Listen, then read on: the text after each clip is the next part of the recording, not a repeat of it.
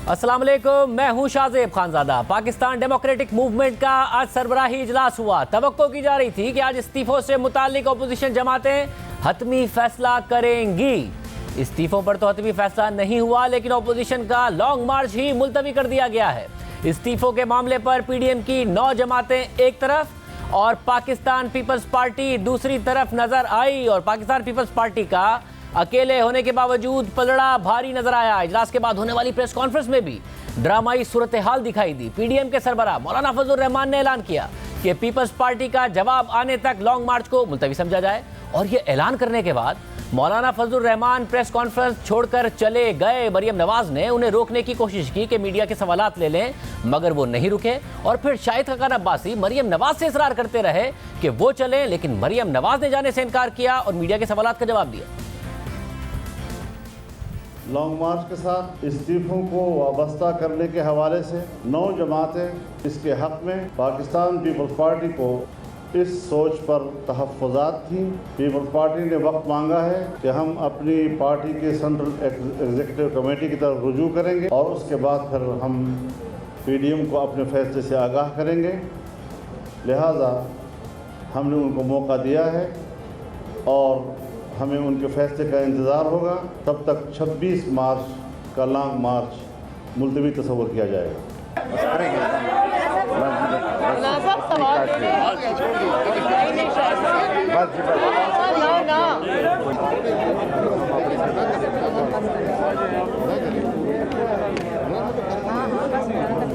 बाकी बातें होती रहेंगी।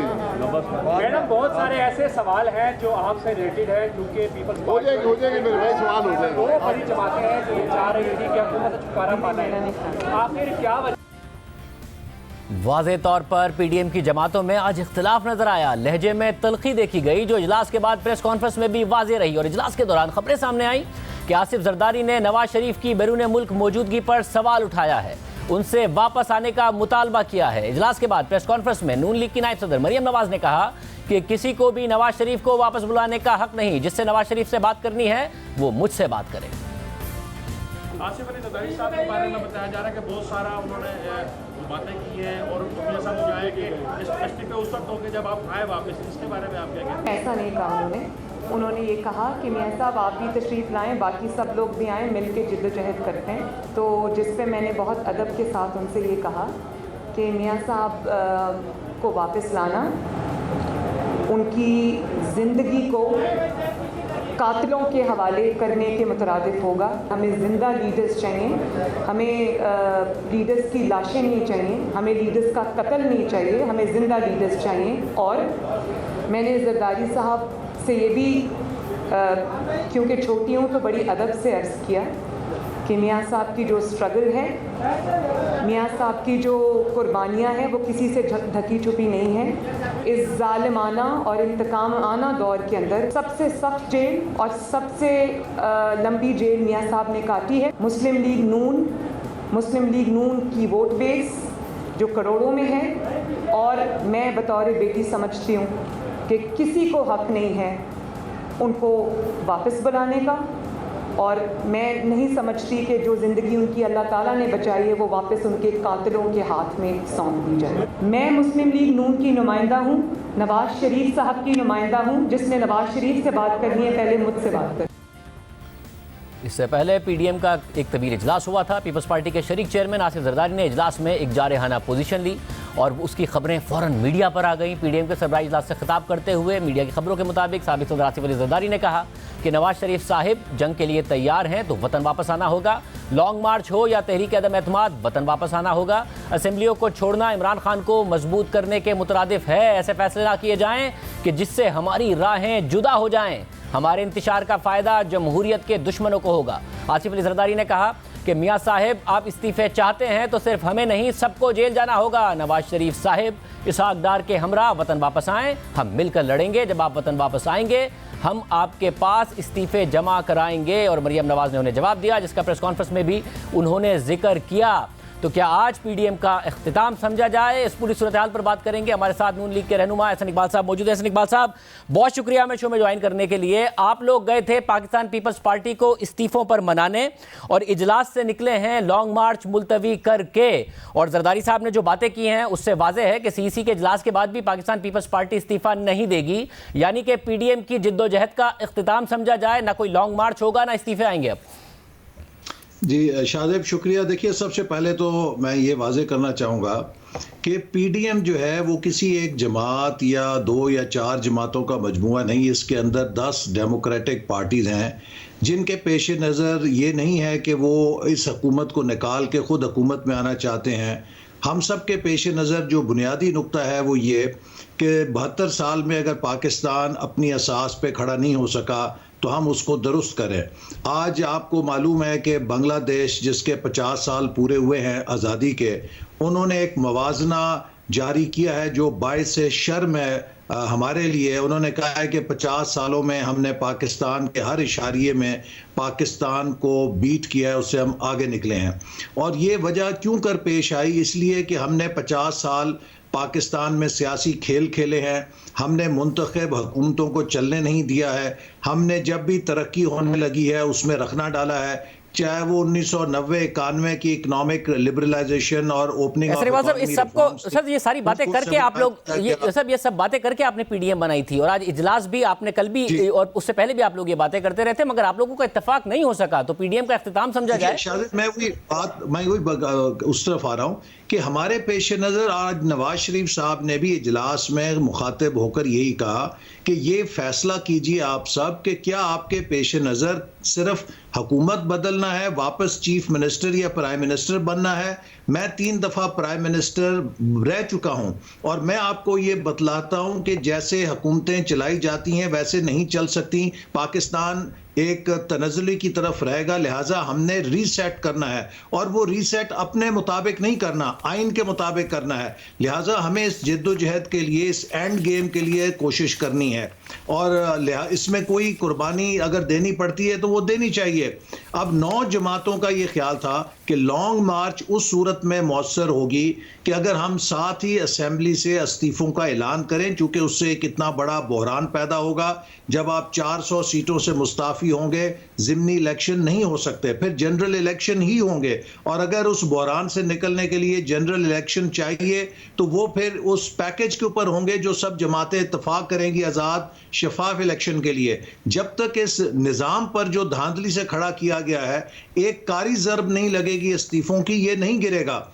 लेकिन 9 जमातें एक तरफ थीं, पीपल्स पार्टी की क़यादत ने कहा कि वो अभी इस्तीफों के लिए तैयार नहीं, लिहाजा एंड में मौलाना फजल रहमान साहब ने उन्हें कहा कि हम आपको ये मौका देते हैं कि आप अपनी सीईसी के पास जाएं और आप हमें बतलाएं कि क्या आप पीडीएम के इस फैसले के साथ मुत्तफिक हैं या पीडीएम से अपनी राह जुदा करना चाहते हैं। इसलिए ये मुनासिब था कि पीपल्स पार्टी जो एक बड़ी जमात है और उसका भी एक जमहूरी पस मंज़र है, उसे ये मौका दिया जाए कि वो यकसू हो अपने अंदर, और वो भी इस जद्दोजहद में, जो कि एक तारीखी जद्दोजहद है, अगर खुदा ना खास्ता पीडीएम टूटती है या उसमें कोई ताकत कम होती है किसी एक जमात की, ये भी एक बड़ा तारीखी हादसा होगा, और जिस पर भी ये मलबा गिरेगा वो तारीख में ये मलबा उठा नहीं सकेगा। तो हमारे लिए यकीनन अपने अहदाफ लॉन्ग मार्च के ज़रूरी हैं, वो हम थोड़ा मौखर भी कर सकते हैं, लेकिन इस इत्तेहाद को प्रिजर्व रखना और इस जद्दोजहद को मंतकी अंजाम तक ले जाना, ये आपने आम बात की। उन्हें कहा गया कि आप फैसला कीजिए कि आप पीडीएम के साथ रहना चाहते हैं या अपनी राह जुदा करना चाहते हैं, और उसके लिए उनको सीईसी से कंसल्ट करने का मौका दिया गया। तो टाइम कितना दिया गया उन्हें? जी, उन्होंने कहा है कि वो इस बारे में जल्द अपनी सीईसी का इजलास बुलाएंगे, अगरचे कोई मुतय्यन वक्त तो नहीं, लेकिन इसका ये मकसद भी नहीं है कि महीनों इस मुशावरत में लग जाएं। हम उम्मीद करते हैं कि वो जल्द हफ्ते 2 हफ्ते में अपनी सीईसी का इजलास बुलाकर फिर पीडीएम की लीडरशिप को अपने फैसले से आगाह करेंगे। और हफ्ते 2 हफ्ते गुजरेंगे तो उसके बाद रमज़ान आ जाएगा, और रमज़ान के बाद ही क्या आप कुछ करेंगे? और जो जरदारी साहब के जुमले हैं कि असेंबलियों को छोड़ना इमरान खान को मजबूत करने के मुतरादिफ है, ऐसे फैसले ना किए जाएं जिससे हमारी राहें जुदा हो जाएं, तो ये तो वाज़ेह है कि पीपल्स पार्टी नहीं इस्तीफा देगी, और नहीं देगी तो आप क्या करेंगे? जी, जहाँ तक असेंबलियों का सवाल है उसका तो आपने मंजर अभी चेयरमैन सेनेट और डिप्टी चेयरमैन सेनेट के अंदर देख लिया है, और हम सब का ये व्यू है कि इन असेंबलियों के अंदर नो कॉन्फिडेंस कामयाब करने की एक ही शर्त है कि आप you should be in league with the establishment. अगर आप रियासती इदारों के खेल में शामिल होकर अदम एतमाद लाना चाहते हैं तो शायद हो सकता है, लेकिन अगर आप खुद से करना चाहते हैं तो जो इस वक्त नंबर्स हैं उसमें नामुमकिन है। अगर आपके नंबर्स हों भी, उनको भी अकलियत में तब्दील कर दिया जाता है। आपने डिप्टी चेयरमैन के इलेक्शन में देख लिया कि अपोजिशन के 49 मेंबरों को किस तरह 44 बनाया गया, उससे पहले 64 अरकान थे। तो ऐसे इकबाल साहब एसेंशियली कर दिया गया। अगर आपने कहा हफ्ते 2 हफ्ते में फैसला करें, पीपल्स पार्टी फिर भी फैसला करती है कि वो असेंबली से मुस्ताफी नहीं होगी, तो क्या पीपल्स पार्टी पीडीएम से आउट होगी? देखिए, ये फिर एक आज पीपल्स पार्टी की लीडरशिप को ये सब ने इत्तफाक राय से कहा है कि वो इस बारे में ज़रूर फैसला करें कि क्या वो पीडीएम के फैसलों के साथ चलना चाहते हैं या वो अपनी राह जुदा करना चाहते हैं। अब बॉल पीपल्स पार्टी की कोर्ट में है, और हम समझते हैं कि वो यकीनन इस तारीखी मौके पर और इस तारीखी जद्दोजहद में शामिल रहना चाहेंगे, क्योंकि ये जो जद्दोजहद है ये पूरे पाकिस्तान के अवाम की प्रॉपर्टी है। अगर हम इस मुल्क में एक आइनी और जमहूरी जद्दोजहद कर रहे हैं और खुदा न खास्ते इसमें नाकाम होते हैं, तो जो भी उसके लिए जिम्मेदार ठहराया जाएगा उस पर ये मलबा बहुत भारी होगा। साहब, तो आपने कहा कि क्योंकि मौलाना फजलुर रहमान की जो बॉडी लैंग्वेज है उससे तो वो कोई बहुत ज़्यादा पुरुमीद नज़र नहीं आए, उनका मूड, उनके चेहरे के तासुरात भी, और उसके बाद वो ऐलान करने के बाद प्रेस कॉन्फ्रेंस छोड़ के चले गए, आमतौर पर सवालात लेते थे। फिर जो मरियम नवाज साहब हैं उनकी बॉडी लैंग्वेज से भी नज़र आ रहा था कि वो शदीद मायूस हैं। तो ये मायूसी इस बात की अक्कास है कि उन्हें मुस्तकबिल से उम्मीद नहीं है, या इस बात की अक्कास थी कि आज मीटिंग का माहौल अच्छा नहीं था? नहीं, ये मायूसी मैं नहीं कहूँगा, लेकिन इसको आप एक काइंड ऑफ डिसअपॉइंटमेंट कह सकते हैं, क्योंकि आज हमारा ख्याल था कि हम लॉन्ग मार्च का हतमी फैसला करेंगे, उसकी जो जुजियात हैं उनके ऊपर फैसला करेंगे, लेकिन पीपल्स पार्टी के इस इनकार के बाद फिर सारी जमातों की जो तैयारी थी या सारी जमातों की जो ख्वाहिश थी वो एक लिहाज से आप कह सकते हैं कि मौखर हुई है। तो वो एक डिसअपॉइंटमेंट तो आप कह सकते हैं, उसको मायूसी नहीं कह सकते। हमारी जो अवाम के साथ एक कमिटमेंट है और अवाम की जो इस निज़ाम को तब्दील करने की कमिटमेंट है, जो इस हुकूमत की अवाम के ऊपर महंगाई और बेरोज़गारी और गुर्बत की जो तलवारें और जो बोझ गिरा है उसके बारे में तो कोई कमी नहीं हुई। मैं आमतौर पर हम भी कमिटेड हैं। आमतौर पर इन दोनों अल्फाज को एक ही तरह इस्तेमाल करते हैं कि मैं आपसे डिसअपॉइंट हुआ हूं या मैं आपसे मायूस हुआ हूं। बट चलें, अगर आपको अंग्रेजी में डिसअपॉइंट कहना है और मायूस नहीं कहना है तो वो दुरुस्त है। मगर ऐसे इकबाल साहब, ये बता दीजिए कि आपका काम था कि पीपल्स पार्टी को इस बात पर कन्विंस करें कि आप रिजाइन करेंगे। उन्हें स्टेक बहुत बड़ा है, उनके पास सिंध हुकूमत है, आपके पास नहीं है कोई हुकूमत, तो और बाकी जमातों के पास तो आपसे भी बहुत ज़्यादा कम, ज़ाहिर है MNAs MPs हैं, आपका स्टेक पीपल्स पार्टी के बाद बहुत ज़्यादा बड़ा है, तो आप कन्विंस नहीं कर पाए उन्हें। तो जरदारी साहब को लगता है कि आप अगर मुस्ताफी हो जाएंगे तो इमरान खान और मजबूत हो जाएंगे, जिसकी वजह से वो अपनी हुकूमत क्यों छोड़ेंगे? नहीं, हमने तो ये ऑप्शन भी पीपल्स पार्टी को दे रखी है कि अगर वो रेजिग्नेशन फेजेस में करना चाहते हैं तो पहले फेज के अंदर हम सब मिलकर कौमी असेंबली से मुस्ताफ़ी हो सकते हैं और इसके बाद फिर सूबाई असेंबली का फैसला कर सकते हैं, जिसमें कि उनकी सिंध की हुकूमत बरकरार भी रह सकती है। लेकिन ये फैसला पीपल्स पार्टी को करना है कि क्या वो PDM की जमातों के इस फैसले को ऑनर करना चाहती है या वो किसी अलहदा हिकमत अमली पे चलना चाहती है। हमारी ख्वाहिश होगी कि हम सब मिलकर इस जद्दोजहद को आगे बढ़ाएं, क्योंकि ये एक बड़ा तारीखी मौका है पाकिस्तान में। यानी आप ये कह रहे हैं कि पीपल्स पार्टी के पास ये ऑप्शन है, यानी आप ये कह रहे हैं कि चले जाएंगे कि पीपल्स पार्टी के पास ये ऑप्शन है कि वो अगर नेशनल असेंबली से और पंजाब की असेंबली से भी रिजाइन कर दे और सिंध की हुकूमत रख ले तो भी लॉन्ग मार्च की तरफ आगे बढ़ा जा सकता है। ये ऑप्शन भी आपने दिया है उन्हें।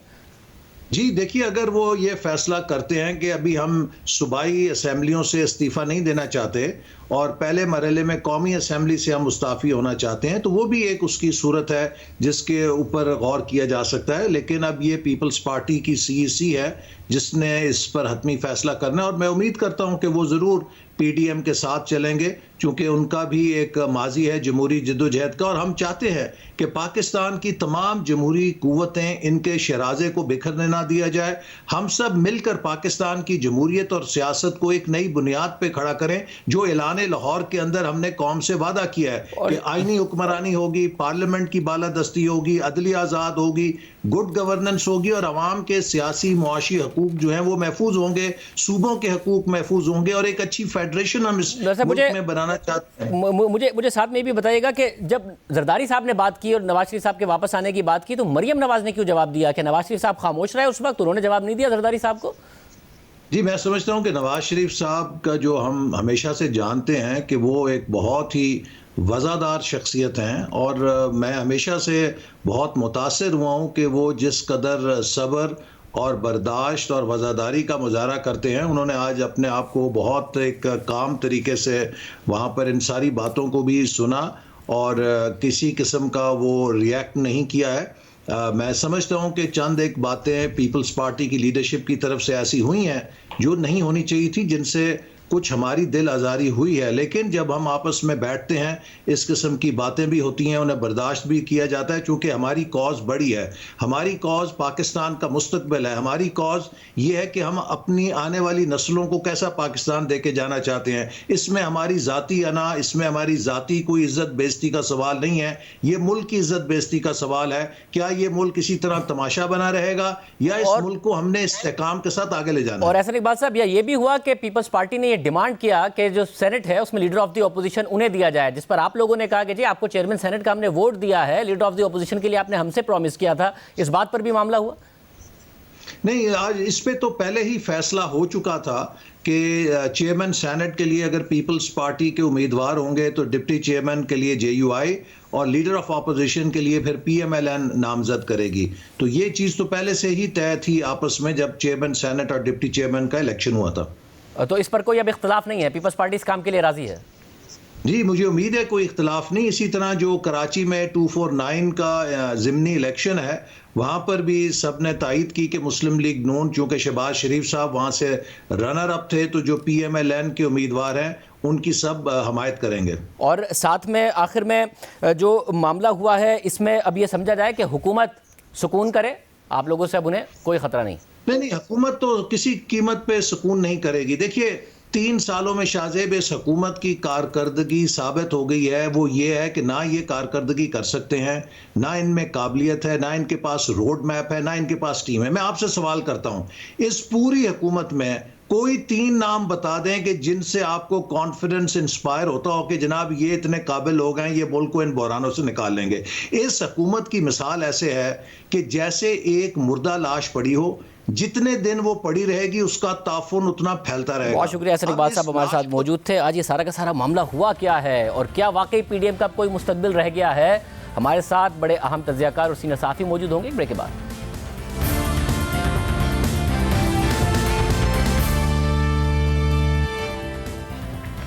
दोबारा खुशामदीद नाजरीन। ब्रेक से पहले हसन इकबाल साहब कह रहे थे कि पीपल्स पार्टी की लीडरशिप की तरफ से आज वो बातें की जो उन्हें नहीं करनी चाहिए थी।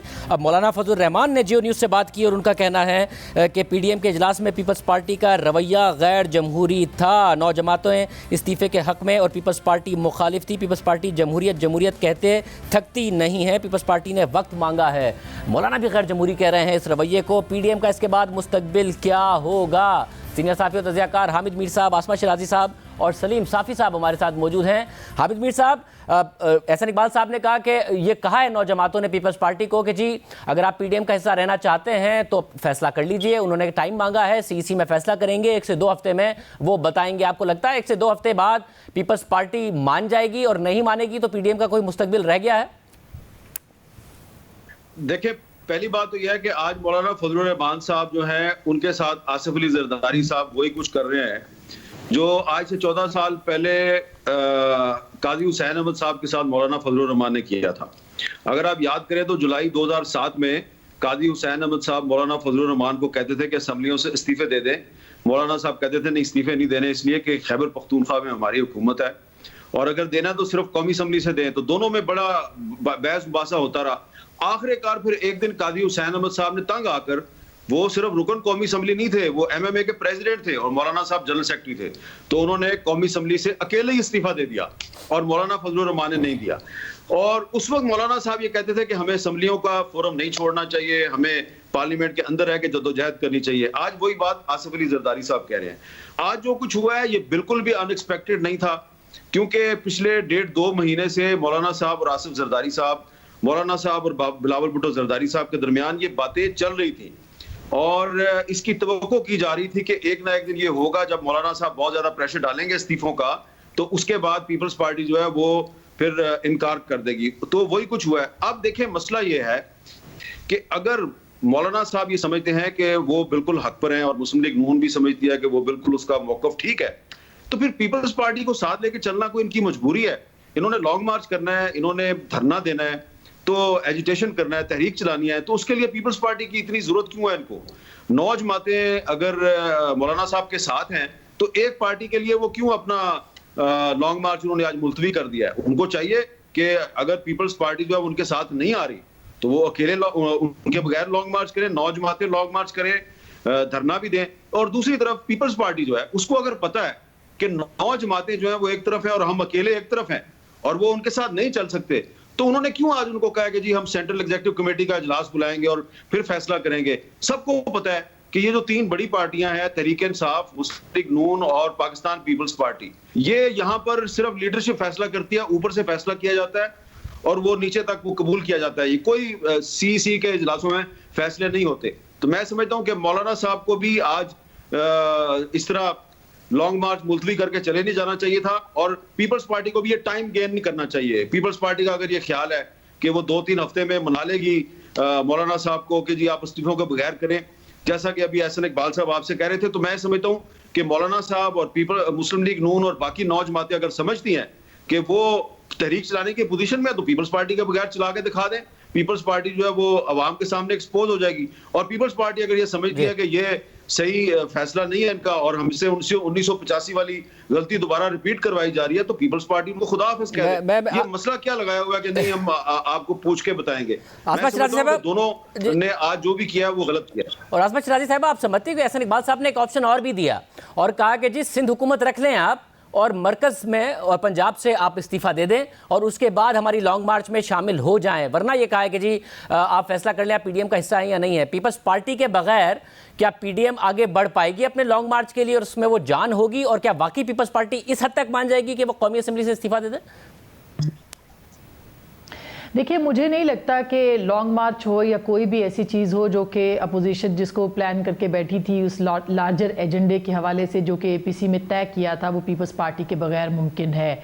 यहाँ तक कि लॉन्ग मार्च में जो क्राउड आ सकता है वो भी ज़्यादा जो इत्तलात है वो पाकिस्तान पीपल्स पार्टी सिंध के अंदर से प्लान कर रही थी और पूरी तैयारी के साथ। और ये पीडीएम के प्लेटफॉर्म पे ये डिस्कस हुआ था कि चूँकि हुकूमत सिंध के अंदर पाकिस्तान पीपल्स पार्टी की है, लिहाजा वहाँ से अवाम का आना जो है वो ज़्यादा मुनासिब होगा। एक बहुत अहम बात है कि पिछले 2 दिन में ऐसा क्या हुआ है कि मियां नवाज शरीफ ने वाया मीडिया पाकिस्तान पीपल्स पार्टी को ये कहना शुरू कर दिया कि अगर वो इस्तीफ़ा नहीं देंगे तो उसके बाद लॉन्ग मार्च उनका जो फ्यूचर है पीडीएम का, या उनको इस्तीफ़ा देना पड़ेगा। उन्होंने क्यों मशरूत करना शुरू कर दिया पीडीएम को? तो कुछ पिछले 2 दिनों के अंदर ऐसी डेवलपमेंट सामने आई है। हालांकि पिछले 4 महीनों के से तकरीबन ये बात पाकिस्तान पीपल्स पार्टी कन्वे कर चुकी थी, मुख्तलिफ प्लेटफॉर्म से पाकिस्तान मुस्लिम लीग नवाज को कह चुकी थी, मौलाना को क्लियर कर चुकी थी कि इस्तीफ़े पाकिस्तान पीपल्स पार्टी जो है वो नहीं दे सकती, उनकी पार्टी इसके ऊपर रजामंद नहीं है।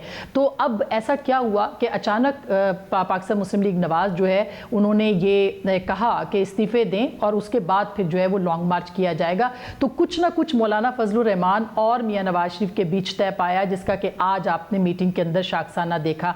ये बात भी तय थी जो कि हमें शवाहिद से पता चल रही है कि पाकिस्तान मुस्लिम लीग नवाज पूरी तरह से मेंटली प्रिपेयर होके गई थी कि वो पाकिस्तान पीपल्स पार्टी को, जो कि 2 दिन से मीडिया के जरिए से कन्वे कर रहे थे, इस बात के ऊपर तैयार करेगी और ये कहेगी कि आज के आज में फैसला होना चाहिए, जिसके लिए पीपल्स पार्टी जाहिर है कि वो तैयार नहीं थी, जिसका नतीजा वही निकला कि आसिफ जरदारी साहब और मोहतरमा मरियम नवाज के बीच में थोड़ी तल्ख कलामी हुई। लेकिन ये सवाल अपनी जगह पे बहुत अहम है कि जब लॉन्ग मार्च की पूरी तैयारी हो चुकी थी और जब एक बड़ी कामयाबी कौमी असम्बली के सेनेट के इंतखाबात के अंदर पीडीएम को मिल चुकी थी और उसके बाद दूसरे ऑप्शंस के ऊपर बात हुई थी, यूसुफजई गिलानी के चेयरमैन के सेनेट के इलेक्शन के ऊपर भी पीडीएम को हम नाकाम उस पूरी तरह से नहीं कह सकते, तो फिर पाकिस्तान मुस्लिम लीग नवाज ने पीपल्स पार्टी को दीवार के साथ क्यों लगाया इस्तीफों के मामले के ऊपर, तो ये मौलाना फजलुर रहमान और मियां नवाज शरीफ के बीच पिछले 2-3 दिनों में कुछ ऐसा तय पाया है जो कि पाकिस्तान पीपल्स पार्टी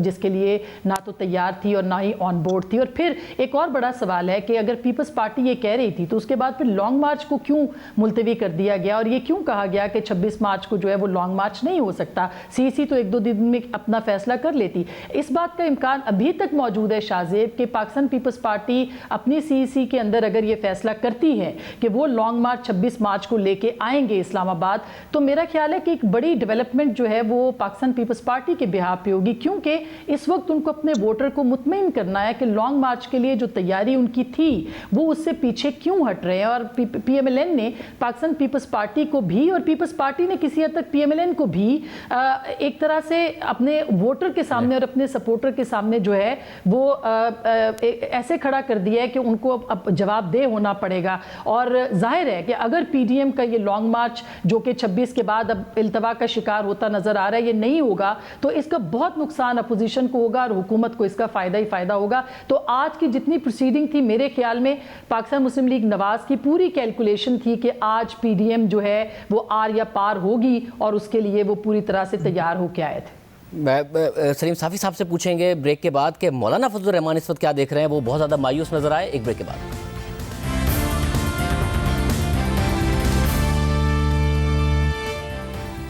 हमारे साथ सीनियर साफ़ी और तज़कियाकार सलीम साफ़ी साहब मौजूद हैं। साफ़ी साहब बहुत शुक्रिया। साफ़ी साहब, मौलाना का प्रेस कॉन्फ्रेंस में भी रवैया नजर आया कि वो उदास हैं या फिर नाराज़ हैं, और अब उन्होंने कहा है कि पीपल्स पार्टी का आज मीटिंग में रवैया गैर जमहूरी था। मौलाना, आज जो कुछ मीटिंग में हुआ उससे नाराज़ नजर आए या उन्हें मुस्तकबिल में भी उम्मीद नहीं है कि पीपल्स पार्टी इस्तीफों के लिए मानेगी?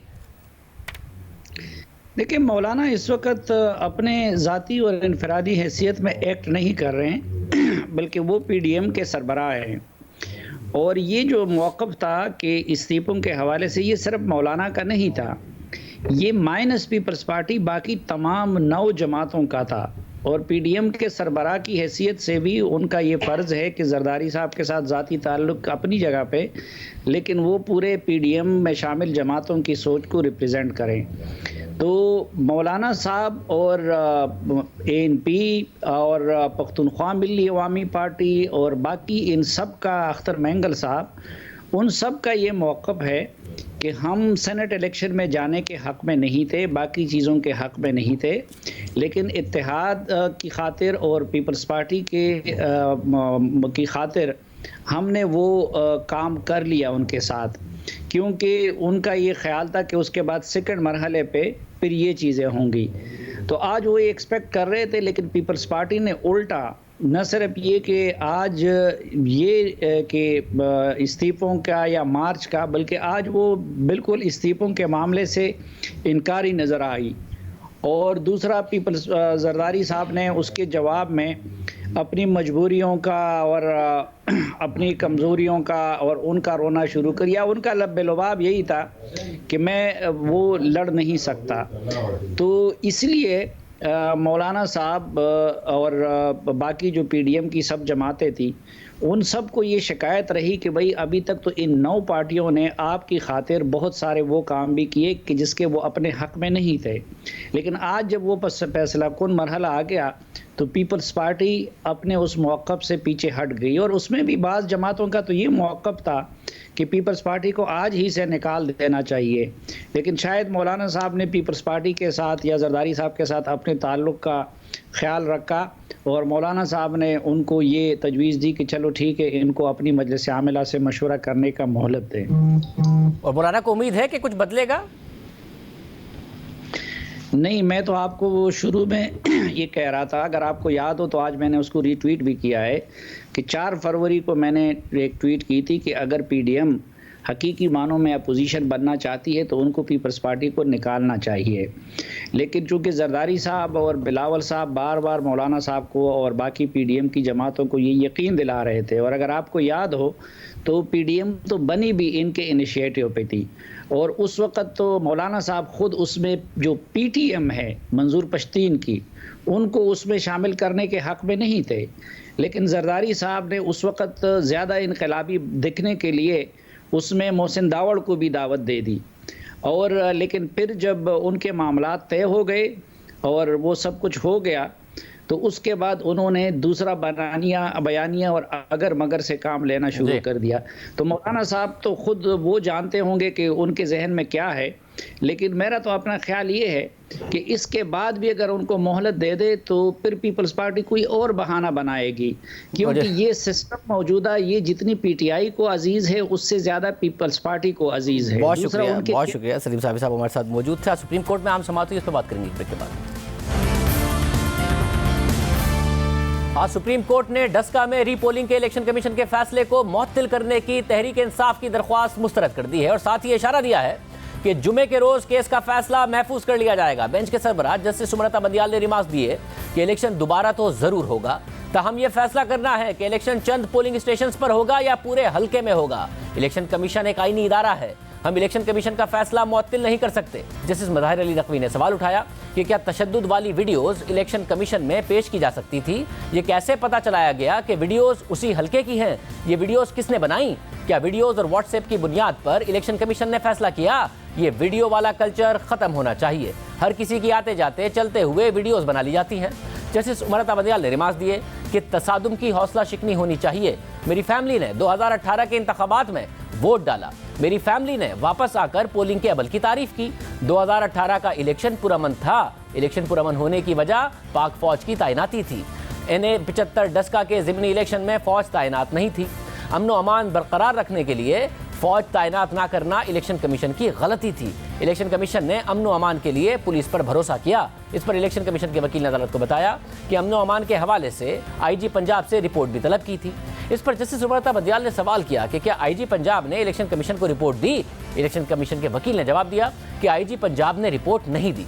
इस पर जस्टिस सुमरता बंदियाल ने रिमार्क्स दिए कि क्या सिक्योरिटी एजेंसियों का इलेक्शन कमीशन के लिए ये ताउन और एहतराम है? जवाब ना देने पर इलेक्शन कमीशन ने IG पंजाब को तौहीन का नोटिस क्यों नहीं दिया? इस दौरान जस्टिस काजी अमीन ने रिमार्क्स दिए कि हम इलेक्शन की वीडियोस को मुकम्मल नजरअंदाज नहीं कर सकते। दौरान समाअत इलेक्शन कमीशन के वकील ने दलाइल दिए कि सेक्रेटरी दाखिला की रिपोर्ट के मुताबिक डस्का के इंतखाबात पुरअमन नहीं थे। रिपोर्ट के मुताबिक फायरिंग और फसाद के 22 हल्के में दहशत फैली। इस पर जस्टिस मज़ाहिर अली नकवी ने रिमार्क्स दिए कि बताएं कौन सा इलेक्शन इन वाक़यात के बगैर होता है? इन वाक़यात को तो इलेक्शन कल्चर भी कह सकते हैं। जस्टिस काजी मोहम्मद अमीन ने रिमार्क्स दिए कि इंतखाबात में इस कल्चर को ख़त्म करने की ज़रूरत है। क्या जमहूरियत ऐसे बंदूकों के साए तले होगी? अदालत ने इलेक्शन पर आने वाले अखराजात की रिपोर्ट और इंतखाबी हल्के का नक्शा तलब करते हुए समाअत 19 मार्च तक मुलतवी कर दी और अब अदालत ने इशारा दिया है कि अगली समाअत में ही फैसला महफूज कर लिया जाएगा। इजाज़त दीजिए, अल्लाह हाफ़िज़।